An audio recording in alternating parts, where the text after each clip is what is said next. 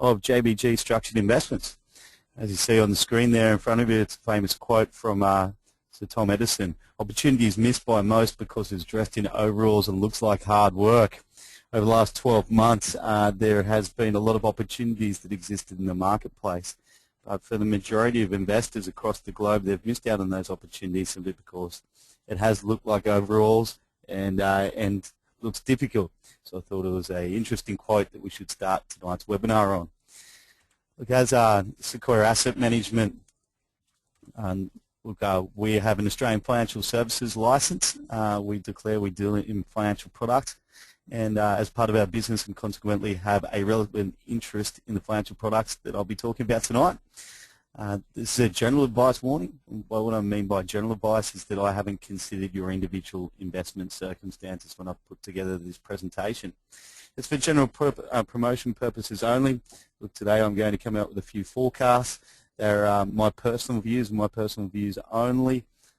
You need to gain an education around investment markets and come out with a decision on where you think the outlook for the Australian share market is or just the global economy. Sample strategies, case studies, examples include a few assumptions, but I'll talk through those assumptions as we move through the presentation. It is a summary only. At the end of the presentation, I'll be talking a little bit about an investment opportunity that you can take advantage of. You should obtain a copy of the product disclosure statement, which outlines all the details you need to know to make an informed investment decision.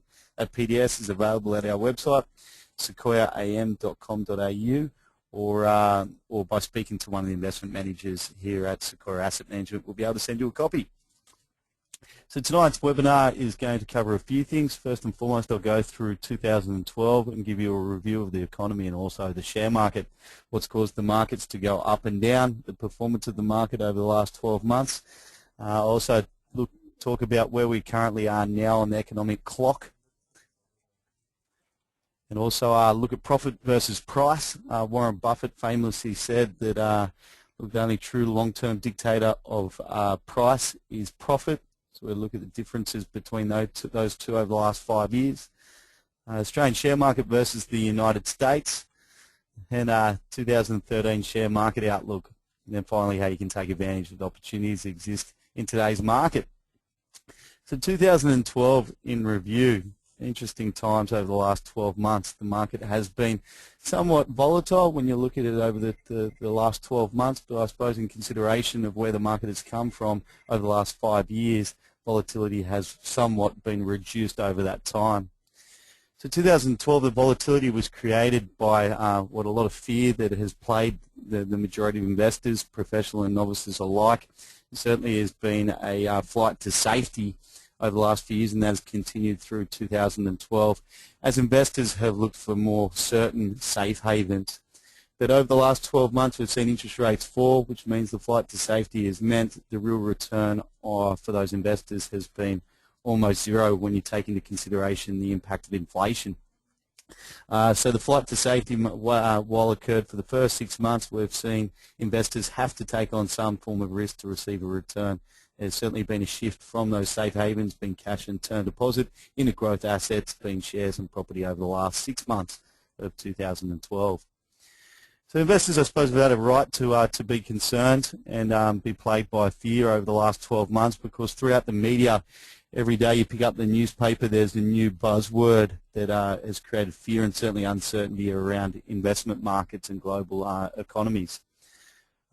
Initially, and what has been in the newspapers for the last 5 years, and certainly the last 12 months has been no different, has highlighted the issues that existed in Europe. So the European Eurozone crisis led predominantly by the problems that have existed in Greece. There's been uncertainty around the US growth outlook that has plagued the markets and the recovery in the United States, and more recently over the last few months, talk of the new buzzword being the fiscal cliff, which I'll get into in a moment. It's also been speculation that with the change of power, change of leadership in China, that they anticipate a hard landing as the Chinese leaders will be focusing more on a sustainable long-term economy as opposed to one that's been dominated by growth as we've seen in the past.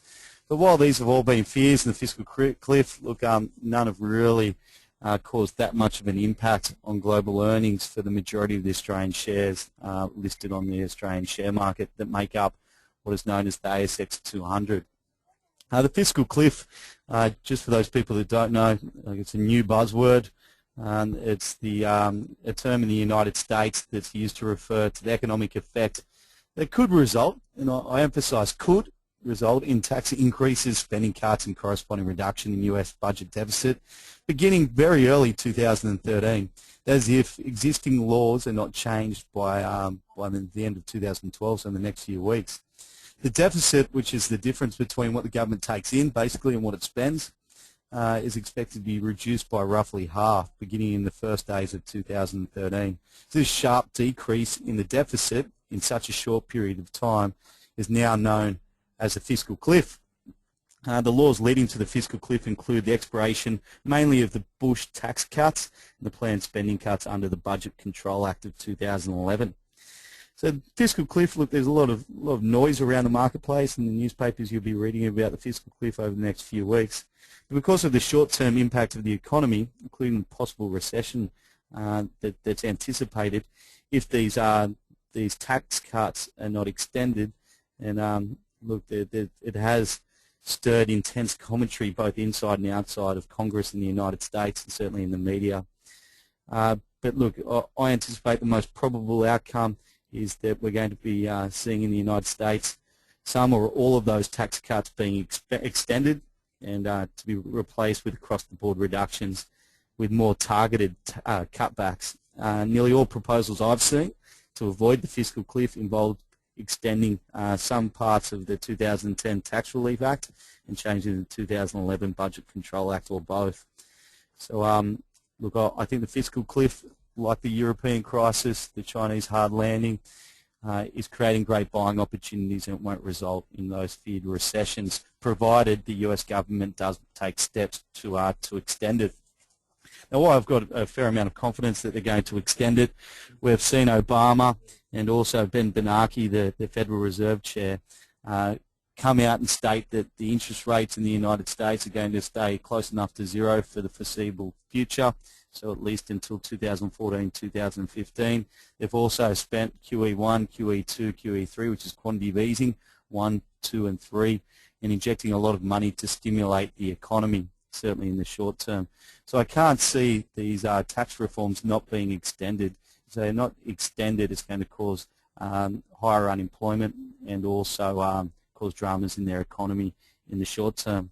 Actually, Fed Reserve Ben Bernanke has also emphasised the importance of balancing long-term deficit reductions with actions that would not slow the economy in the short term.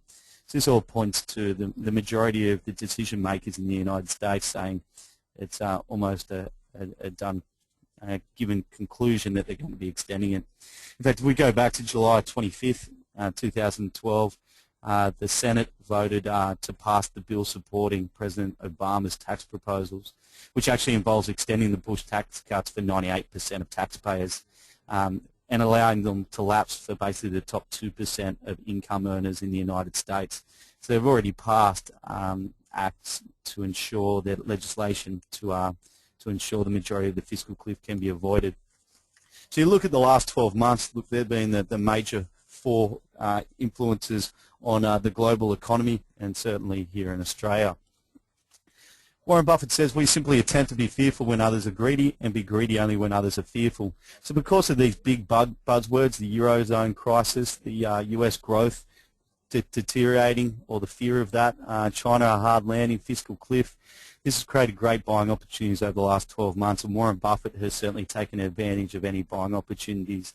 So we'll go through the chart in a moment for the Australian share market. Those buying opportunities have been a great opportunity for those people that have been focusing on the opportunity as opposed to the problems. Remember, opportunities dressed in overalls and looks like a hard work, which is why the majority of people miss those opportunities. So this is the Australian share market for the last 12 months. As you can see, there's plenty of ups and downs in the share market that has occurred through that time. We started the year around 4,200 points, or in December. The first few weeks of January looked very bullish, and it looked pretty good for a year of recovery. However, the market traded sideways. The majority of people lost faith in the Australian share market and share markets in general.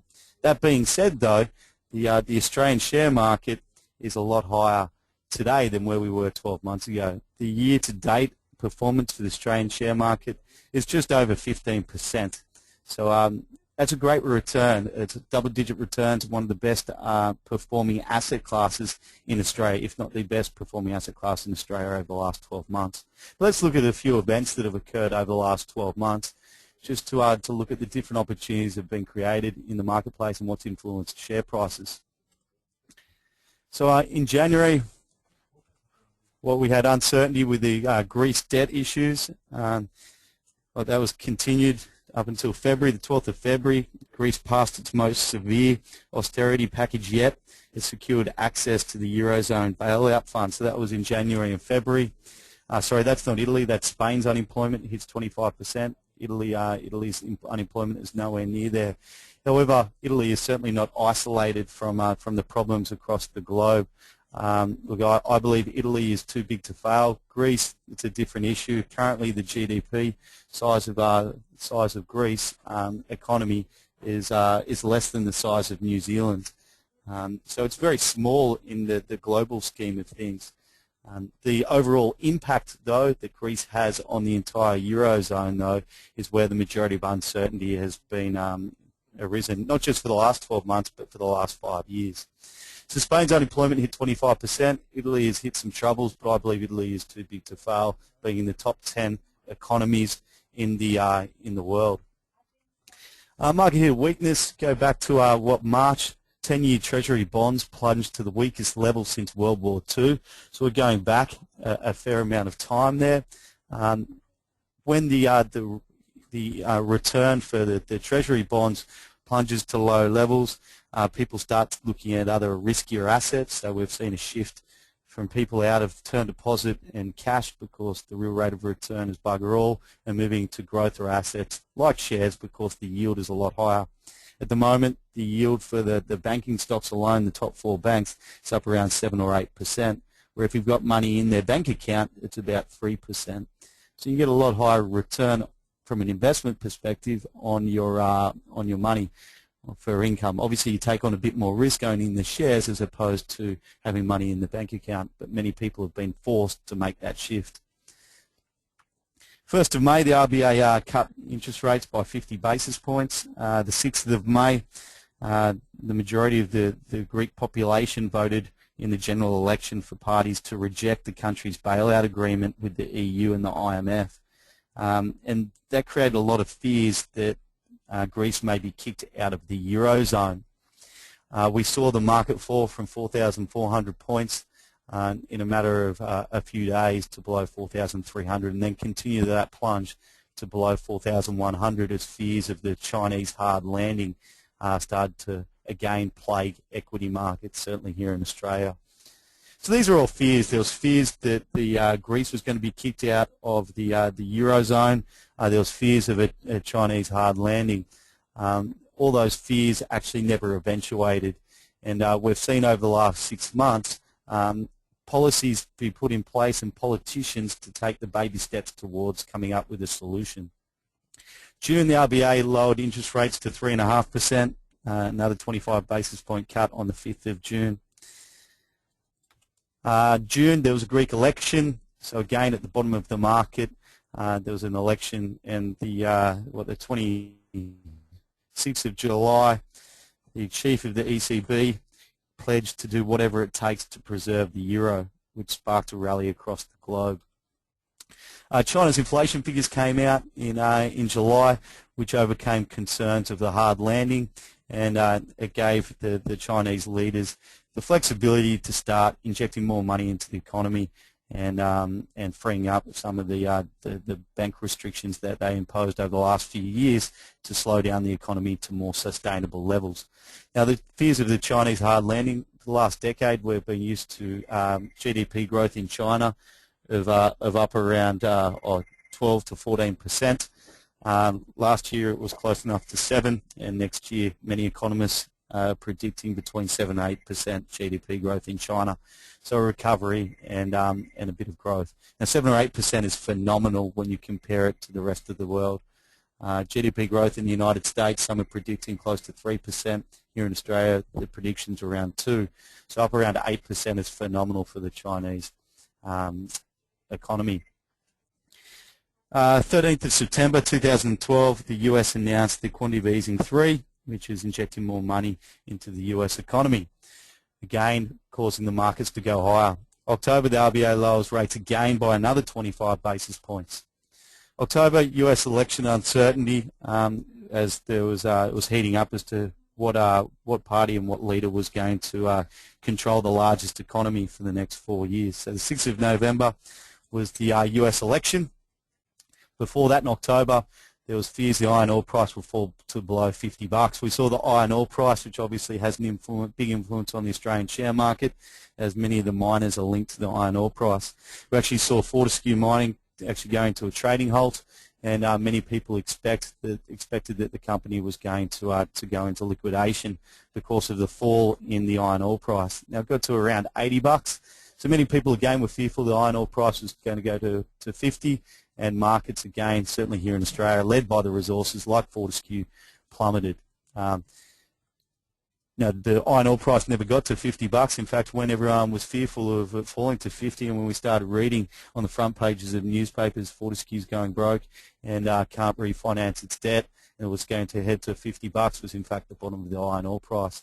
So generally, when you read something in the newspaper, it's not the time to sell when it's negative. It's the time to buy because it's already been factored into the price. And generally, the fears never actually come to reality, which has certainly been the case over the last 12 months. October 31, Hurricane Sandy. November 7th, Obama was re-elected, very close to the bottom of the market. China, also the 10-year leadership change occurred in November. On the 22nd of November, Chinese manufacturing data came out the strongest in 13 months. So many people thought the change in the powers for China would lead to further uncertainty. But since that election, all of the news that has come from China has been even better than what the economists has forecast, and the manufacturing data is a big indicator, being up 13%. Being the strongest in over 12 months. December, RBA drops the interest rate to 3% only a week ago, to the lowest levels it's ever been since we started measuring it back in the 90s, early 90s. So in over 2 decades, we're at the lowest level it's been. The only other time it hit 3% was at the depth of the GFC problems in 2009, and the share market recovered significantly when the rates got to these lower levels, which I'll talk about in a few more slides. December, the iron ore price hit over $120 just a few days ago. So if you go through that chart, what we had, the reason that the markets plummeted back in January was back here was because of uncertainty around Greece, which never came to reality. Here was the Spain's unemployment and further widespread uncertainty throughout Europe. Here, speculation Greece was going to be thrown out of the euro, Chinese hard landing. This weakness was uncertainty around the US election and the Chinese election. So you look across the main powerhouses in the main regions throughout the world. The political uncertainty has been a factor that's plagued the market in 2012. But in 2012, that's all been rectified. Obama's been re-elected for the next 4 years, and the United States being the biggest economy. So overcoming political uncertainty and creating political stability for the United States. In China, the second largest economy, the 10-year change in leadership obviously created a fair amount of uncertainty. But that's been into place, and the Chinese leadership occurred on the 8th of November, the change for the next decade. We've had an election in Greece. So all of these uncertainties that exist in the market, certainly from a political view, will not be in existence for the next 12 months. The only impact politics will have for the next 12 months is here in Australia. We're due for an election. But generally, throughout history, the lead up to an election, share markets in Australia have performed well.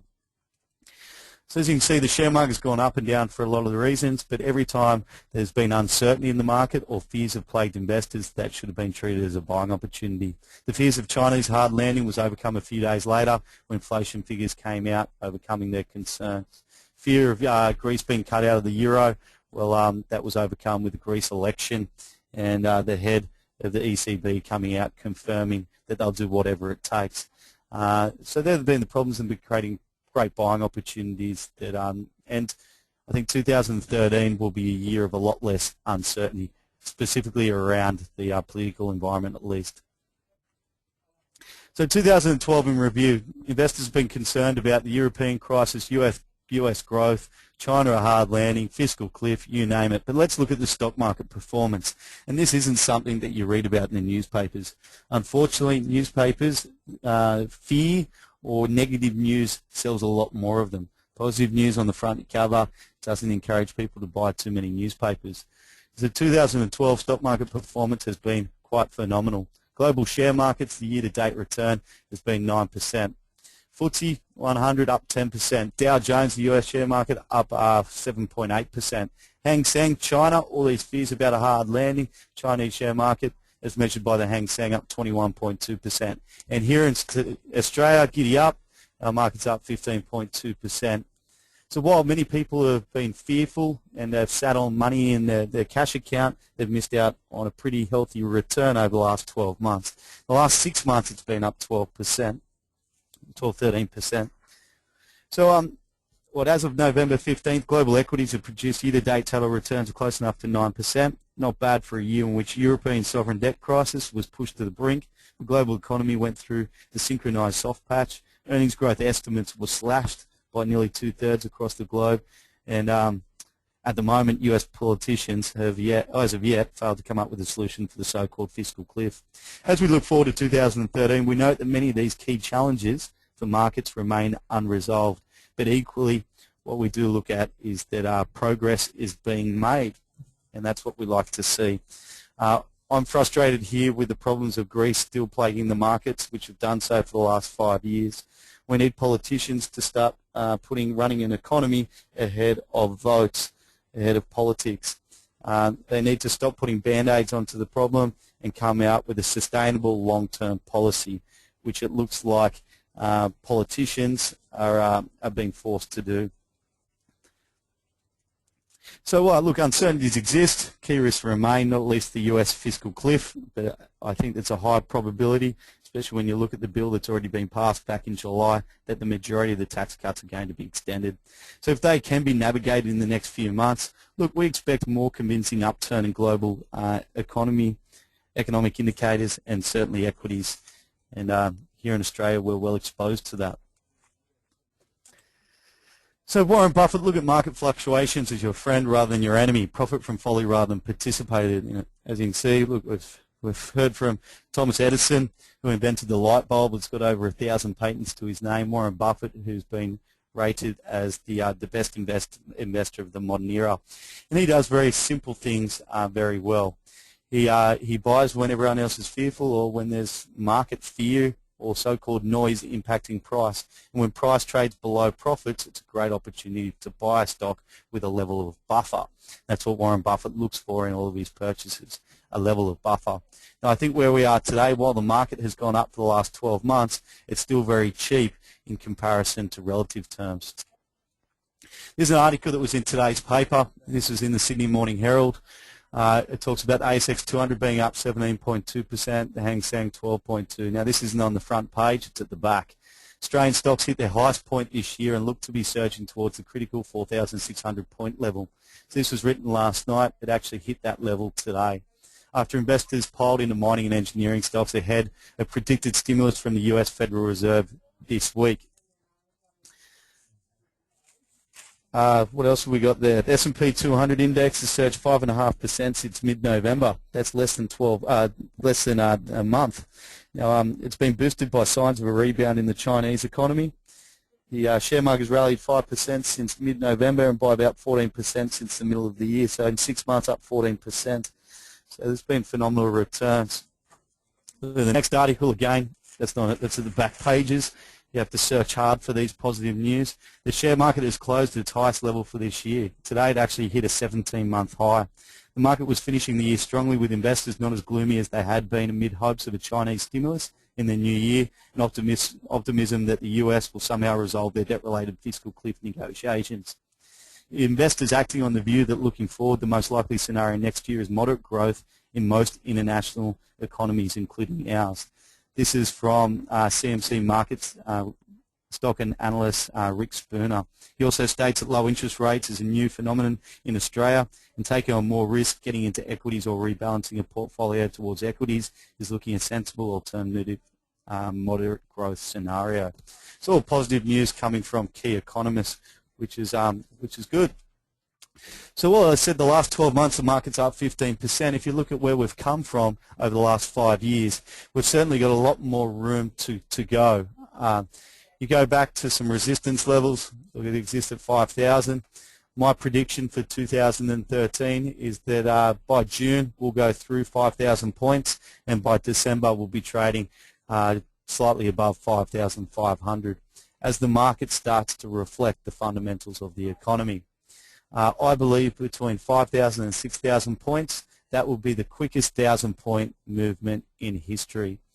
First and foremost, we need to get to 5,000. We need to break through that 5,000 resistance level and then push to 5,000 to 6,000.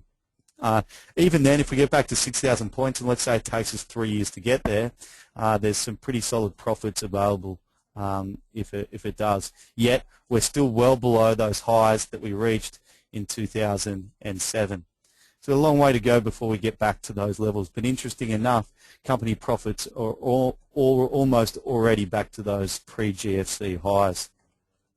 So where are we at the moment on the economic clock? There's an economic clock many people refer to, looking at history and the different economic cycles that exist. At the top of the boom, we see rising real estate values and rising interest rates, which was certainly the case back in 2007. We see the slump, falling share prices, a few corporate failures that have existed, certainly over the last 5 years, and falling commodity prices. Then the slowdown, which has been the case, and the gloom over the last 12 months. In 2012, the share market has slowed down and economic growth has slowed down. We've got tighter money. I'm not too sure about you, but if you went to a bank to borrow money from a bank today is a lot harder than what it was a few years ago. The tighter money means that we've got less access to borrow to go buy growth assets. At 6, we have falling real estate values. Now, certainly has been the case across Australia, certainly in capital cities for the higher end market. For the properties that are worth more than $2 million, it's been very difficult to sell those things, and the property prices have fallen considerably. At 7 o'clock, I think we're between 7 and 8 o'clock now. So you look at where the hand is.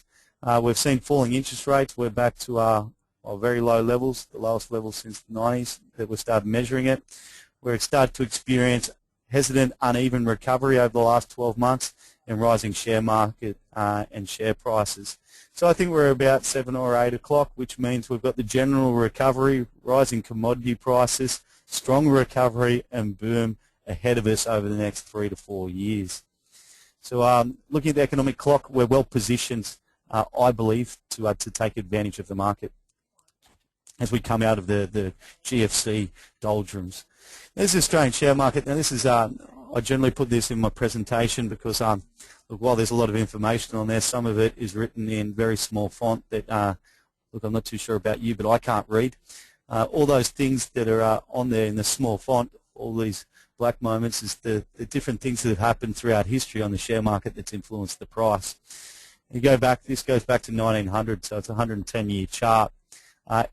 What I want to show you here on the chart isn't so much the details as to what influenced the market, but throughout history there is an overriding trend, is that there's a lot of black things on the market, which means there's a lot of things to worry about in the market. There's a lot of reasons to do nothing and to sit on your hands waiting for more certainty. But as Warren Buffett says, uncertainty is the friend of an astute investor. You pay a very high price for what you perceive is high certainty. So during this time, there's been a lot of reasons and a lot of excuses to come up with not to invest on the share market. But despite all those excuses, the trend is that it starts at the bottom left-hand corner and finishes close enough to the top right. Throughout history, the market has gone on to create a new high, except for the last 5 years. I expect that trend to continue. It's just a matter of time. So in the business world, the rear view Mirror is always clearer than the windscreen. That's an interesting comment because obviously in 2012 I can talk about with a high degree of certainty because I know what's happened. I know what's actually influenced the market. In 2013 though I've got to come up with predictions on the outlook. And look, many people's crystal balls are currently very cloudy and mine is the cloudiest I've ever seen it. So let's have a go at trying to predict a few things that's going to occur over the next 12 months. So my December 2013 12-month ASX 200 target is 5,500 points. So just below 20% growth I'm anticipating over the next 12 months as we see a strong recovery out of these doldrums. I'll go through some of the key factors that I'm going to use to substantiate that claim in a moment. But in summary, I expect the market to reflect the true fundamentals of the economy. We're making close enough to record profit. Share prices will soon be reflected by that underlying factor being profit. Warren Buffett states only true long-term dictator of price is profit. Because after all, if a company doesn't make any profit, it'll soon go broke. If it continually increases profit, then the price will generally go up in value. That's over the long term, but unfortunately what dictates price in the short term is the sentiment and the emotions in the market. Like in the short term, the market is a voting machine. In the long term, it's a weighing machine. So 2013, my predictions. I expect moderate or modest acceleration in global GDP growth. That's across the globe, led mainly by the US, China, and certainly here in Australia and Europe, as there's less political risk that exists in the marketplace and more economists looking at creating long-term sustainable growth. In our view, look, the vast bulk of the fiscal cliff will be avoided and or postponed. As I mentioned before, look, you've already got policies to extend the tax cuts, the Bush tax cuts for 98% of the population. There's no time soon, I believe, that the US government is going to go through looking at its debt issues while it's said that it's going to maintain interest rates at bugger all for the foreseeable future, and they just injected so much money through QE3 into the economy. So I think the vast bulk of the fiscal cliff will be avoided and or postponed. China's hard landing will be, already has been, avoided. Look, their economic expansion, which has been running at an annual rate of more than 10% for over a decade, as I mentioned, they slowed last year to about 7.5%. Many economists think it's going to be 8%. So while China's growth is slowing, economists are not expecting its performance to fall into a hole. China, look, it's still got a lot of investment to make. The strongest phase, I believe, is behind it. The chief economist of AMP Capital, Shane Oliver, is a highly regarded economist, which many of you would have seen on TV. He also backs me up on those views. He says there's still no sign of a hard landing, and Chinese growth at more than 7% is still very strong. He goes on to say in a recent interview, China's catch-up potential remains immense. On a per capita basis, roads, railways, airports, phone lines, living space and cars are well below the United States and Australian levels. The movement of people from China's countryside to its cities has a long way to go. The drivers of growth remain in place. The stabilisation of Chinese growth should be positive for the Australian economy, especially resource stocks, Oliver said. So his view is China has got the best years ahead of it, and I agree. The urbanisation of the Chinese population, which is around 1.4 billion, as they move from being out in rural areas to cities, is going to fuel a lot of growth, as it has over the last few decades. In China, you look at the share market performance. It's interesting that many so-called expert investors have actually been short the China story and the Chinese share market. What that means is they make money if the Chinese market falls. And they've been caught on the wrong side, as the Chinese share market has bottomed. It's up 20%, over 20% for the year. And look, on that basis, I think it's good to assume that the growth in GDP in China is going to continue, probably slightly higher, I expect, than the 7.5–8% economists forecast. So it's China. China to recover at a growth rate of above 8%, as I said. So you look at the major concerns that have plagued the market over the last 12 months, political uncertainty throughout Europe, China and United States. They've all been overcome with elections in those main regions. So political risk is out. Chinese hard landing, look at all the information coming out, like the manufacturing at 13 months high. You've got other positive data that's emerged from the Chinese economy. Their share market is up 20% for the year. It's all pointing towards a good recovery in that market. Strong US recovery to continue. The US recovery is an interesting story that many people have questioned. So let's assume for now that the fiscal cliff is going to be avoided.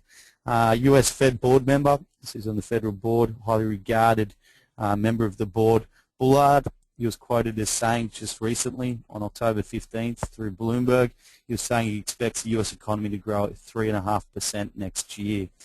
Now look, assuming the fiscal cliff is navigated, there is a chance of a strong bounce back in business investment and broadening of the current US economic recovery.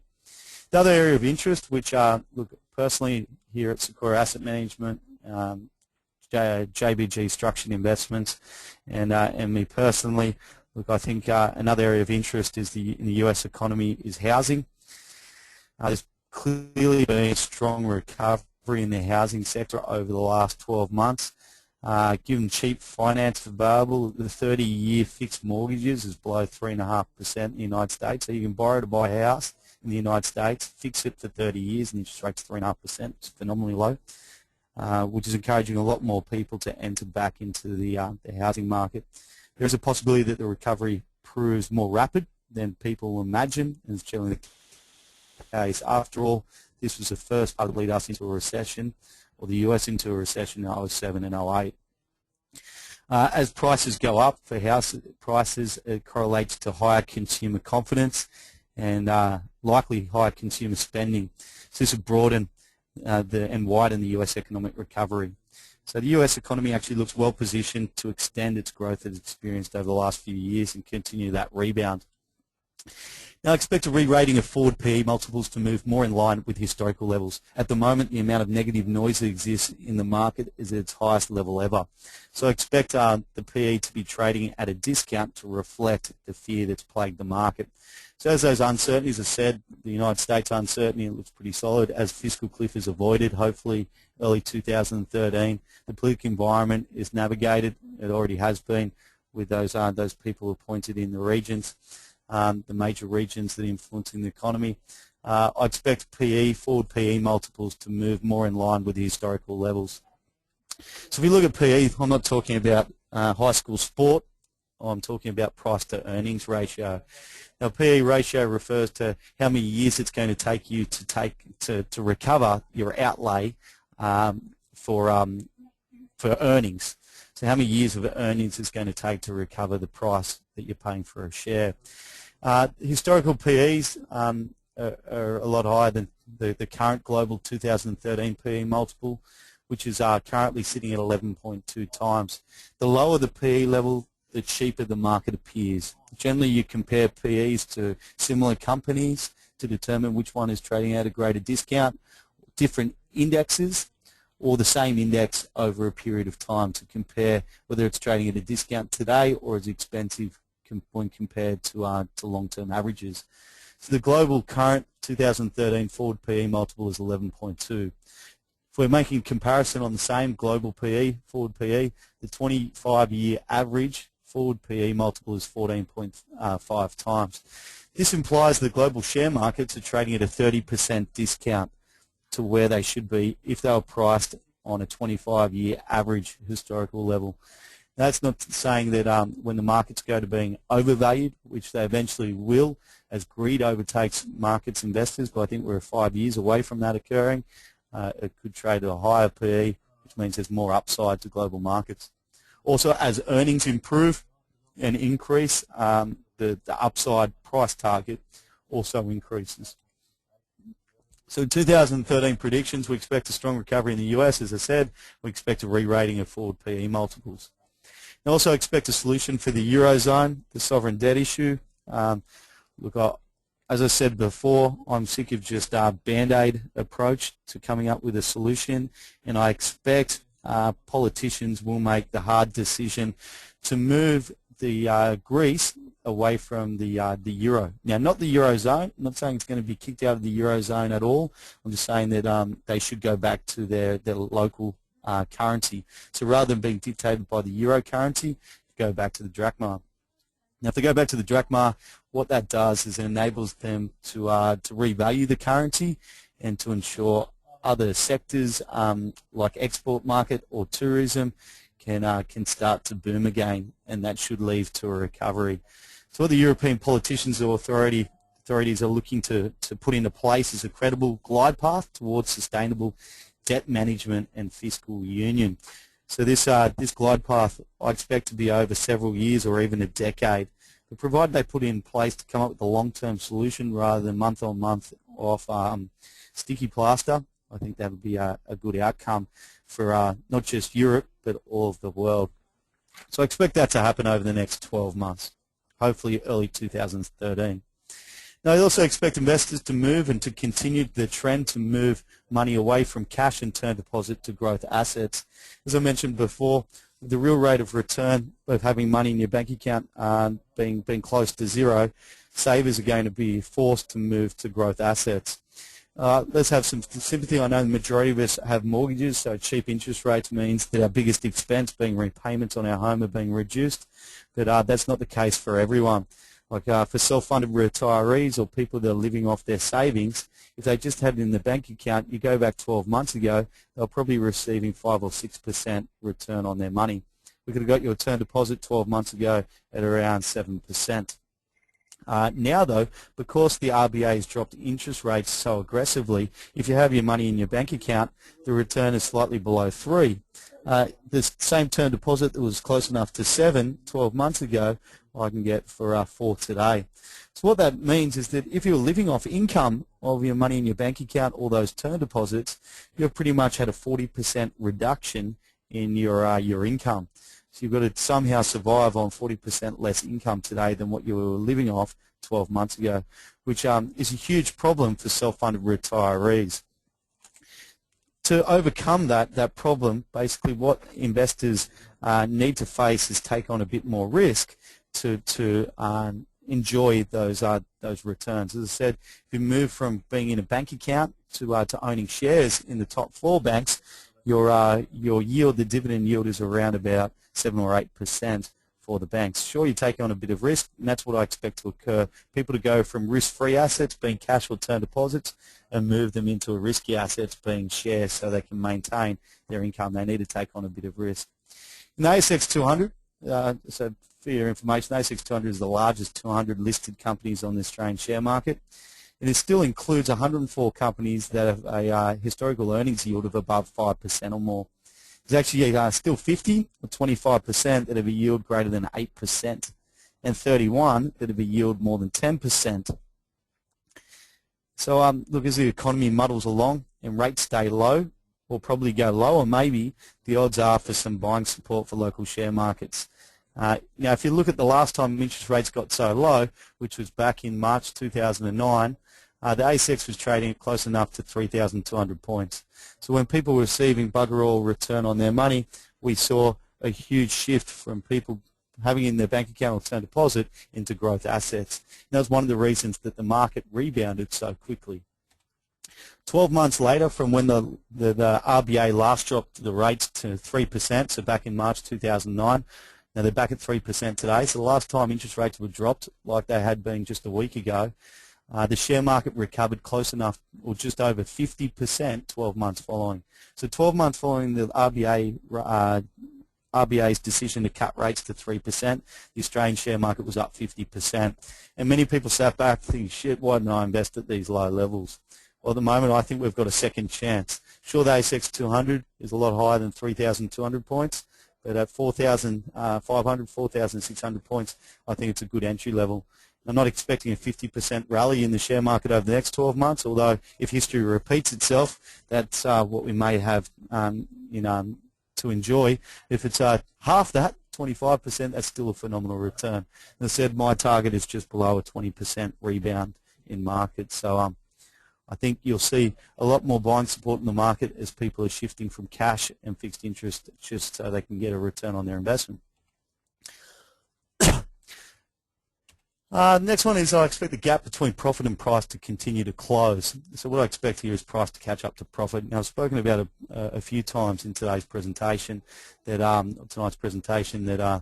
the true long-term dictator of price is profit and profit alone. So this company profits before tax over the last 10 years or a bit longer, 11 or 12 years. As you can see here, 2001 all the way to 2007, company profits increased here in Australia. As a result of the GFC, profits fell a fair amount, but since then profits have gone on to create almost new highs. Now this is the last time the ABS came out with figures, so it actually goes through to June 2012, so it's 6 months behind. I would argue that maybe company profits are a bit higher than where we are today, but they haven't released those figures. So if we look at share market over that time, the share market also increased from 2002. Share market's a bit slow, so it recovered.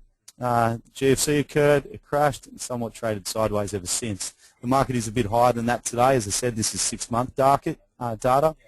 So it's up to around 4,500, 4,600 points today. So as an economist, I like to overlay two charts and come out with a picture. So this is the chart of price versus profit. What we look at here and where it can create buying opportunities is that when the green line is below the orange line, so the green line, remember, is the share market performance as measured by the ASX 200. The orange line is company profits here in Australia. When the green line is below the orange line, the market can be said to be cheap. The further the green line is below the orange, the greater the discount is. So as we can see here, throughout 2001 to 2005, the market was cheap because the green line was below the orange. It was at a huge discount. Eventually, over time, though, price will always catch up to profit. So in these times where the green line is below the orange line, the market has been plagued by fear. But eventually, price does overcome profits as greed overcomes investors' emotions, as we saw in late 2007, which pushed prices up very high, where PE ratios went to 17 or 18%. GFC occurred. The market's like a pendulum. The market fell a lot further as fear started to plague investors. So as we can see back here, the last time interest rates were dropped to 3%, and it was a great buying opportunity for many long-term investors. It was the biggest discount we had seen throughout history. You go back to where we were 6 months ago, the gap was even wider, which created a great buying opportunity. It's even wider than where it was back in the depths of 2009. Now that was for the main reasons that we said, the issues in Europe plaguing the market, uncertainty about the growth story in the US, and the hard landing, or perceived so-called hard landing expected in China. None of that came to reality. So where we are today, what we've got are the market. The market's rallied to these levels. I expect profits to be around the same level. So what we're seeing is these two lines come back together. Now I'm hoping what we'll experience over the next 3 to 5 years, like we saw back in 2003 to 2007, price to come back and overtake profit. And hopefully by then, profit will also be a lot higher. So I expect these two lines to come back to reflect the long-term trend. As I said, as Warren Buffett states many times, price will only be dictated by profits. Price will soon catch up to profits and deviate towards profits. It's only the real reason is to buy shares, which is to enjoy profits in the companies that we're buying. Also expect the gap between profit and price to continue to close, and the gap between the ASX 200 and the Dow Jones to continue to close. So the two of them to start to come closer and closer together. Let's make a comparison between the Dow and the ASX 200. This is the Dow Jones Index, which is the most regularly quoted index for the US share market, and the ASX 200. Now, as you can see, you go back to the highs of 2007. If we start them at the same point, they've both trended very similar. They've trended down, and they almost hit the low levels. Remember the GFC and all the issues that were creating the GFC was centralized in the United States and then obviously filtered through the overall economy. So here in Australia, we don't have the aggressive banking system that the US did back in 2007, and the majority of the problems that the US banking system faced were avoided here in Australia. Yet, despite that, our share market, which is the blue line, fell further than the United States.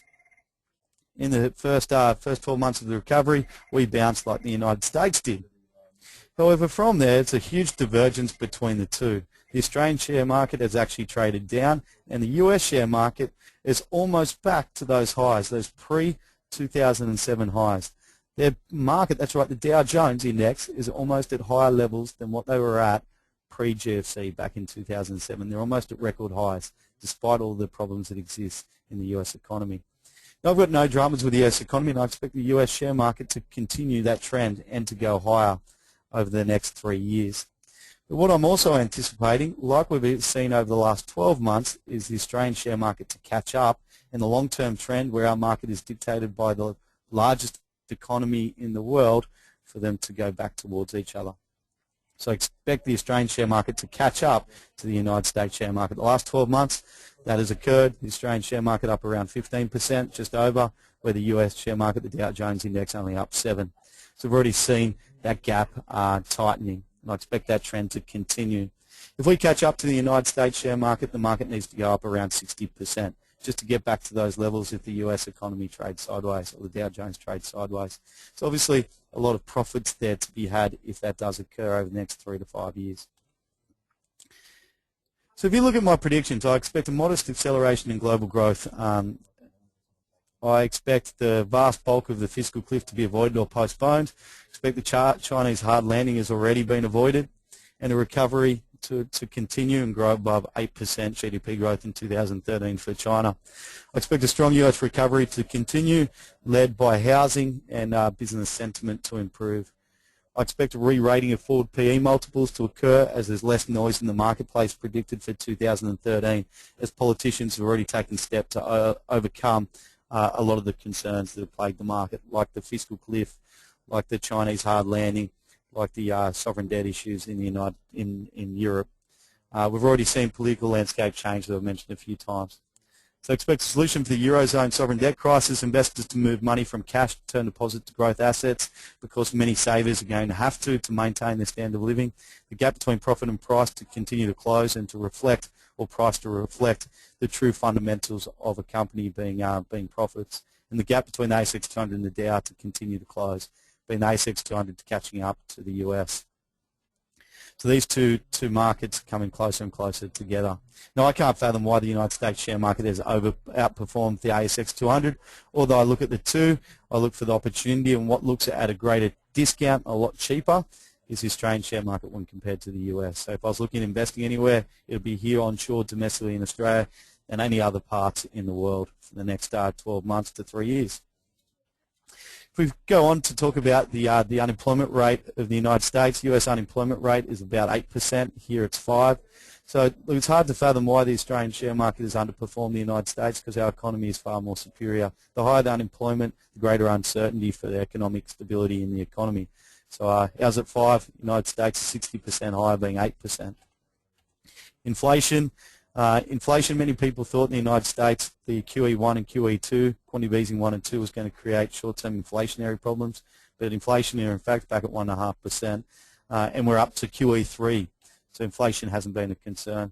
But if you look at the differences between the two, Australian inflation rate has been a lot less volatile than the United States, which means our economy should be the one, and share market trading a lot higher in the United States, but despite that it isn't. GDP growth, let's have a look at it here. What have we got? 1, 2, 3, 4, 5, 6 quarters of negative GDP growth in the United States. Here in Australia, we didn't have a recession. For a recession to occur, you need 2 quarters, consecutive quarters of negative GDP growth. 2008, we had 1, and 2011, we had 1. Only 1 in each time. So we've had 2, they've had 6. Again, our growth rate is a lot more stable in the United States, which points our economy should be trading a lot higher than the US. But it isn't. Now, as an investment manager, my job is to recognise mispricing in the marketplace and to give our investors the opportunity to profit from that. Now, it's great to come out with all these forecasts. It's great to put together presentations and talk about all the different things that are going to influence the market, and likewise what has influenced the market over the last 12 months. But if you don't do anything about that information, then unfortunately you're not going to make any money of it. Like many people say, and one of the most misquoted quotes that I've ever heard is knowledge is power. Where knowledge, in fact, you can have all the knowledge in the world. If you do nothing about it, then it's not very powerful at all. It's applied knowledge that becomes very powerful. So you need to do something with the information you've attained tonight. So my predictions, gone through those before. Finally, look, from a UBS investment research analyst, their investment research report 2013, uncertainties and risks remain, not least the fiscal cliff. If these can be navigated, which we believe is the most probable outcome in the next few months, we'd expect a more convincing upturn in global indicators and equities. So it's from UBS, which is a reputable investment bank. Australian share market, if we go back, the last time that we saw 5 years of negative or sideways moving markets, that places the market back from the 87 crash at these sort of levels. If you had invested at those levels, which is where I expect us to be today, you would have enjoyed in huge profits as the market went on to new highs over the following decade. The other time it was similar was in 2000, 2001, 2002, when there was the September 11 crisis and the dot-com bust. Again, 5 years on, the market was very cheap, and look what happened for the next 5 or 6 years. So if you look at the chart, this part of the chart looks very similar to what we experienced back in the early 2000s and also the late 80s, early 90s. Hopefully the recovery is going to be similar out of this correction like it has been over those two periods. So the key risk, downside risk, obviously if they don't extend the tax cuts, the fiscal cliff will become a reality. The US may go into a recession. If China's hard landing does occur, it's going to have a big impact on my outlook and obviously global economy. Continued uncertainty for the Eurozone. If they continue to put band-aids on the problem rather than come out with a long-term solution, there's obviously going to be further issues. Rather than looking at the downside, let's look at the upside risk. Let's say the US fiscal cliff is avoided. There's a lot of uncertainty in the market at the moment. The market hates uncertainty. If it's avoided, which is what we think is the most probable outcome, we'll see the Australian share market and global share markets trade higher. China's hard landing appears already to be resolved, so the Hang Seng's up 21.2%. If we're talking about potential hard landing, again, the market will be discounted as a result. If it's avoided, as economic data has already indicated, like the third quarter GDP growth and those manufacturing details, 13-month high, suggest that there is stabilisation occurring in the second largest economy. Strong US recovery led by housing on the upside and a solution to the Eurozone sovereign debt crisis. What if the European Union put in place a credible glide path towards sustainable debt management? If that does occur, obviously the market will be re-rated and prices will be a lot higher than where we are today. So look, another genius, Sir John Templeton, has talked about in the past, throughout history, people have focused too little on the opportunities that problems present in investing. In the last 12 months, there's been a lot of problems, and the majority of people, if they base their decisions on what's written in the newspapers, have focused on those problems because that's what journalists write about. But let's not look at the problems, let's look at the opportunities. There's huge opportunities that exist in the marketplace today. As we see a re-rating in forward PEs, you've got upside potential of 30% as we get a re-rating back to the 25-year average. If we see the Australian share market catch up to the United States share market, which is a trend that's occurred over the last 12 months, if we see that trend to continue, there's plenty of opportunities to make money and seeing a re-rating of the Australian share market. As we see people go from cash and term deposit into growth assets simply because they can't afford not to, you'll see a lot of buying support in equity markets. So how can you take advantage of that? As I said before, knowledge is only powerful when it's applied. You need to do something. So we've come out with the JBG Income and Equity Accelerator ASX 200 Series 2 roll down. The key features is it gives you exposure to the investment, which is linked to the ASX 200, so the Australian share market, of which I think is going to be the most sustainable investment market for the next 12 months. The investment term is approximately 3 years, so while I've come out with my 12-month forecast, as we see a re-rating in markets and people focus on the returns as opposed to the risks, we'll expect that trend to continue for 3 to 5 years, hopefully. You do need to prepay 3 years of interest up front. The interest rate, which includes a cost of protection, is 4.95%. That's fixed for 3 years. You have to prepay 3 years of interest up front, and you need to borrow 100% of the investment amount. Of course, the investment is capital protected, and the loan is provided on a limited recourse basis. You can borrow using your self-managed super fund. If you don't have a self-managed super fund, then I encourage you to speak to an investment manager to talk about your opportunities that exist, because over 30% of the Australians now have their super in a self-managed super fund, because they realise that with a little bit of education they can make a lot better returns than these so-called professional super fund managers that have been left with the other 70% of the money in Australia's retirement savings to accumulate. Irrespective of the amount that you have in super, get them to do a free super review for you to determine whether an SMSF is suitable. If you already have a self-managed super fund, then that's great. You can invest in the product now. Capital protected is for the loan amount. So you borrow the full amount, you prepay interest for 3 years. The loan is removed recourse, which means the bank cannot in any future date take or ask for any more capital from you as the investor. You can redeem every 3 months. You get a variable participation rate. You get a maximum of 150%. At the moment, we're at 150% because volatility is so low. So with the market, if the market goes up 10%, of course we've got 150% exposure, we'll go up 15. If the market goes down 10 though, we lose 15. But on the downside, because we've got capital protection, it makes no difference if we lose 10 or 15 at maturity. The participation rate can go down to 0 depending on volatility. If it goes down to 0, volatility is extremely high. Volatility is adjusted every day, and our participation rate can influence the performance of the market. Of course, we realise many investors want an income along the way. We're going to be paying out a contingent coupon, which is contingent on performance, of up to 10.8% per annum for the first and second year. If the market only goes up or the investment only goes up 5, though, we'll only be paying out 5. So it is contingent on the investment going up. Those coupons are not certain. So there's 4 risk management techniques built into the investment. First one is capital protection, which is paramount from my investment philosophy. I don't believe you need to take on high risk to receive high returns. With capital protection, you can have quantified downside risk. We know exactly our downside risk day one of the investment, which is around about 5% per annum. Non-recourse loan, that means that when you do borrow the money, irrespective of what happens to the capital protection, you don't owe the bank any more money. So if it does go down 50%, the investment bank, providing the protection goes broke, you can just walk away from the investment. Dollar cost averaging, which exists for the last 3 months of the investment to reduce the risk of the market falling in the last month, like it did in the GFC. We're selling out over a 3-month period. And volatility management, as I mentioned before, to reduce the impact of high volatile markets. So key risk, there's no guarantee. Obviously, the units will go up. It's linked to the ASX 200, so we need the ASX 200 to perform. The maximum you can lose is the interest expense and the application fee, which I'll mention in a moment. So while the investment amount is capital protected, that only relates to the loan amount, not the interest. Your return is affected by the performance of the ASX 200. Counterparty credit risk, it's an investment grade bank.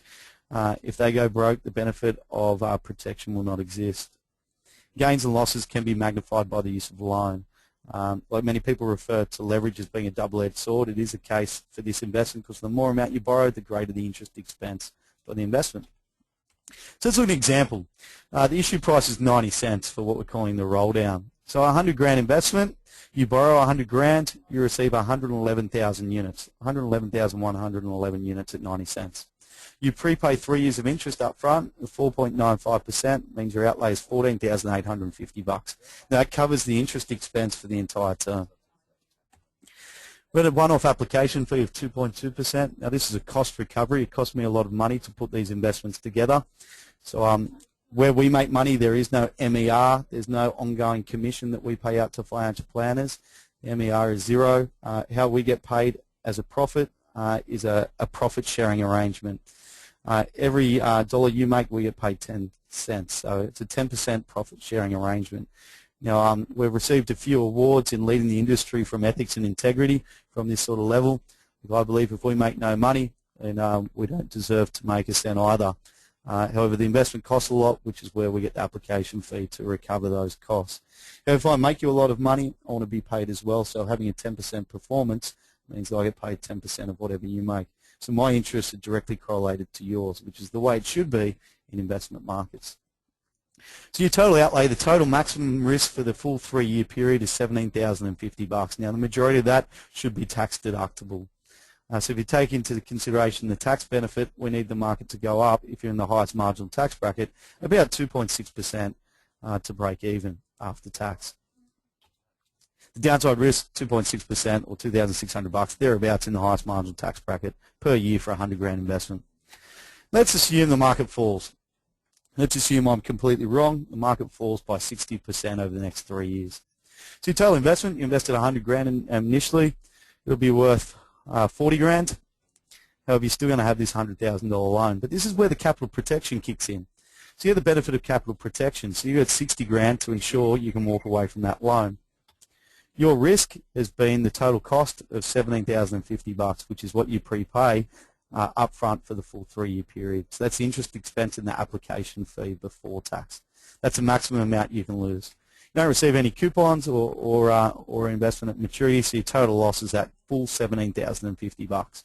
But certainly a lot better than the interest plus the $40,000 if you didn't have protection. So let's assume the other way. Let's say the market goes up to 60%. It goes back to those highs back in 2007, which could happen over the next 3 years. You see, the US share market is already back to those highs, so the Australian share market could potentially do that as well. So let's say it goes up by 60% over the next 3-year period. Let's be very bullish. Your first investment amount was 100. If the investment goes up 60%, your investment's worth 160 grand. Your loan you pay off is 100. How you get paid that 60 grand is over three terms. So let's assume it's straight line. Your first coupon is 12 grand. You get paid for the first year. So your outlay is 17 grand the first year. If the market's up over, or the investment's up over 10%, 12% in the first year, you're going to get $12,000. Second coupon, 12 grand. The third coupon is 36 grand. So the total return is 60K. However, you don't get all that 60 grand because I've made you 60 grand. I get 10% of that profit. So my performance fee is 6K, which means you get in your back pocket $54,000. So it goes back just to those highs. You get 54 grand as profit, and the outlay was 17 grand. So your return on your investment is very high. It's 200%, if not a bit more. So you look at the investment, it's quantified downside risk. We know what the maximum downside risk is 17 grand per $100,000 investment. Yeah, you get solid upside if the market rebounds. Let's assume it doesn't go up 60%. Let's assume it goes up 10% per annum. So it goes up 30% investment over 3 years. That means your 17 grand will be worth $30,000. It's up around 80%. That's if it just goes up 10% per annum. Half what we're assuming there. So if we're half right, it's still a very good return on your investment. So look, throughout history, people have focused too little on opportunities that problems present in investing, said John Templeton. Thomas Edison said that most people miss opportunities because it's dressed in overalls and looks like hard work. Warren Buffett says, look at market fluctuations as your friend rather than your enemy. Profit from folly rather than participate in it. Look, we're surrounded by great opportunities that exist in the marketplace today. Whether it's a share market or property, there's not a huge return on cash or fixed interest. So you look at growth assets, which is my expertise, there's a lot of opportunities that exist. And I encourage each and every one of you to educate yourself so you can make informed investment decisions to ensure what opportunity you do take can maximize your retirement savings. So ensure if you do make the decision of doing nothing, you're not going to reach your retirement goals. You need to do something. Don't wait for the market to be at all-time highs for you to go back into the marketplace and start investing. A few questions. What's minimum investment? Minimum investment from your back pocket is $7.5 grand. That'll give you close enough to a $50,000 exposure. There is no maximum investment. Yes, you do have to prepay 3 years of interest up front. Another question, can I do this using my super? As I mentioned before, you can use your super, but you need a self-managed super fund. So if you've got a self-managed super fund, you can take advantage of this investment. If not, you need to speak to one of our investment managers to start the ball rolling to determine whether or not a SMSF is suitable. We have a few different SMSF products, which means if you have as little as 50 grand in your super, when you combine it even with a few family members, you can look at setting up a self-managed super fund. So great questions. Another question is, looking at all your expectations, it looks like the share market could go up a lot higher than 5,500 points in the next 12 months. Look, I agree, it can go up a lot higher, and that's where I was covering off the risk to the upside. The market can go higher, provided we come out with a solution for the fiscal cliff, and that needs to happen in the next few weeks, provided there's a long-term solution put in place for the sovereign debt issues, specifically Greece, and the news that comes from China continues to be above market forecasts. If those continue to happen, there is further upside above the 5,500 points. Now, the question at the moment, look, there's a lot of negative press in the marketplace. What's your view on that? Look, as I said, the press write articles to sell newspapers, not for people to make money. Over the last 12 months, every time there's been negative press article, whether it's on China, the United States growth story, or Europe, it's been great buying opportunities, because you know what, when a journalist writes about it in the newspaper, the market has already crashed. It's the time to be buying. The market has already factored it in. So we've got to look at market fluctuations as your friend rather than your enemy, profit from folly rather than participate in it. For our investment, we have a close-off date. It closes on the 14th. We can take application forms up to Wednesday next week. So you do need to get your skates on and get moving. I encourage everyone to contact an investment manager here at Sequoia Asset Management, ASAP. If not, just to increase your level of knowledge around this capital protection level. Capital protected investments, I believe, is the evolution of investment markets. We can take quantified downside risk. We know what our maximum downside risk is, which is 5% per annum. Yet our upside is a lot higher. We can take exposure to growth assets, being the Australian share market, with very little downside risk, and we know them up front. There's different people that have come out with talking about the sequence risk. Sequence risk is a newer version of risk, which talks about the risk of going too conservative approaching retirement. They go on to say that structured investments or capital protected investments have a place for many investors, if not all of them.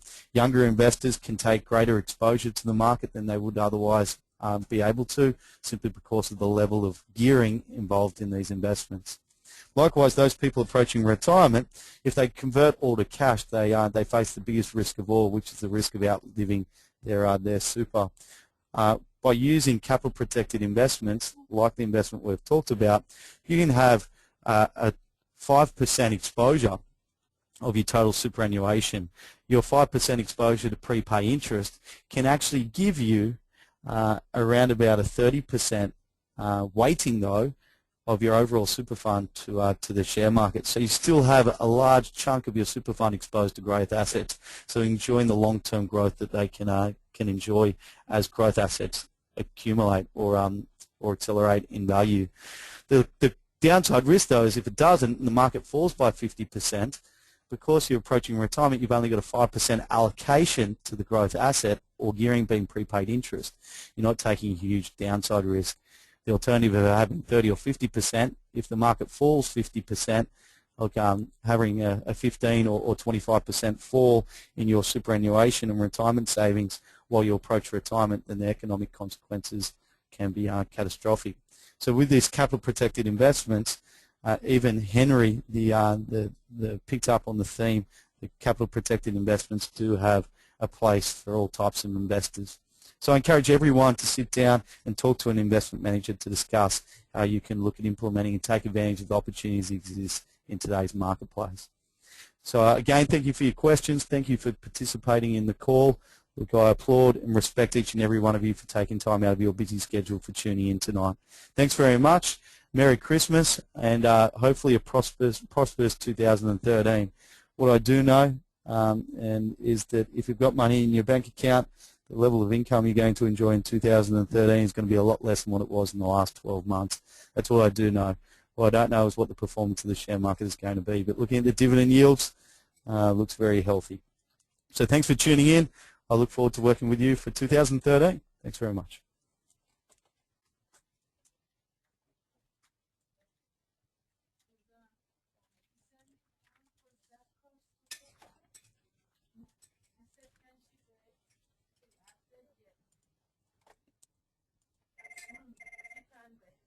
The organizer